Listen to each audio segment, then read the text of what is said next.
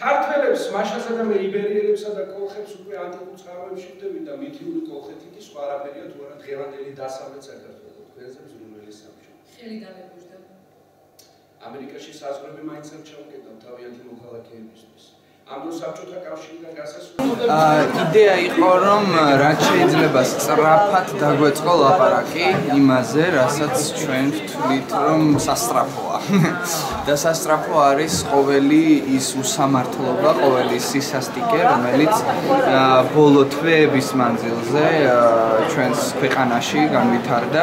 ჩვენ რაც საკვირველია ასევე რეფლექსია შეგვეძლო, რა თქმა უნდა, სპექტაკლებით, თუმცა სპექტაკლი გაცილებით მეტ დროს და მომზადებას მოითხოვს და უფრო მოსალოდნელია რომ მე კი ეჭვმეპარება რომ აქტუალობა დაკარგოს ამ თემებმა, მაგრამ აი ცხელი სანამ არის ეს საკითხები ჩვენ ქვეყანაში, აი სწორედ მაშინ გვინდოდა რომ დაგვეწყო ლაპარაკი იმ პიესებზე, იმ პიესებით რომლებიც ამ ფესტივალზე იქნება წაკითხული და რომელიც წავიკითხეთ.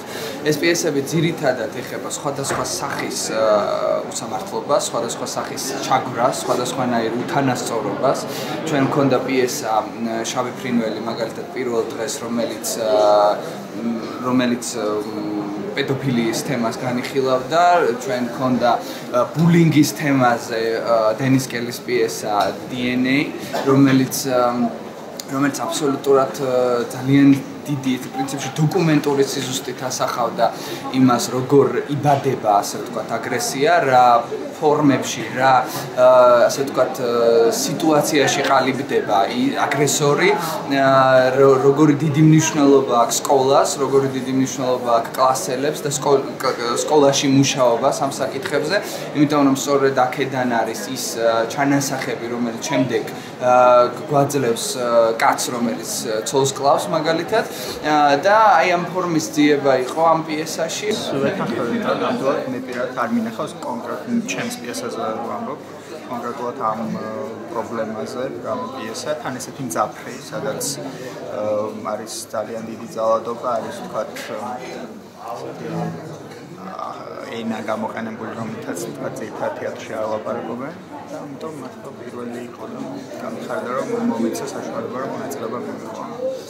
მამაჩემი აბრეშუმიშჩის გამყვანი ფაბრიკის დირექტორი გახლდათ.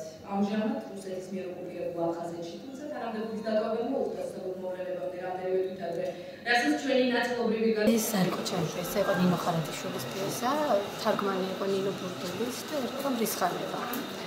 და ამას ვაკეთებდი მე კითხვისთვის და ძირითადად ალბათ თავი პრობლემა აქ დომინანტი იყო ის, რომ ძალადობა შობს ძალადობას.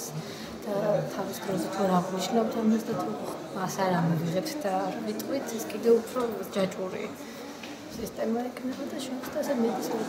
თითქმის ყველა ასპექტი იყო განხილული ამ პიესაში და თითქმის ყველა ეს პრობლემა იყო საფრთხის რაღაც ეტაპზე ამოწეული, ასე ვთქვათ, მაგრამ ამ შემთხვევაში, ჩვენ შემთხვევაში იყო ძირითადი მაინც ეს ჯაჭვური სისტემა ძალადობების თუ არ შევაფასებთ ამას სათანადოდ ეს გაგრძელდება და იქნება არაჩვეულებრივი და კომფორტულად შეთავსებული ერთმანეთთან ყველაფერი. თუ ამაზე სათანადოდ დროს არ მოგეთხოვთ. ნამდვილად არ გახდათ ადვილი. ისეთი პიროვნება მჭირდებოდა, რომელიც სიგნალს სიცოცხლეს შორის იქნებოდა გამოკიდებული, არც ფეხზე მდგომი მოხუცი მინდოდა და არც ფლად ლოგინად ჩავარდნილი. რადგან ამ შემთხვევაში არც ერთ ვერ დასჭირდებოდა ჩემი ხელოდა.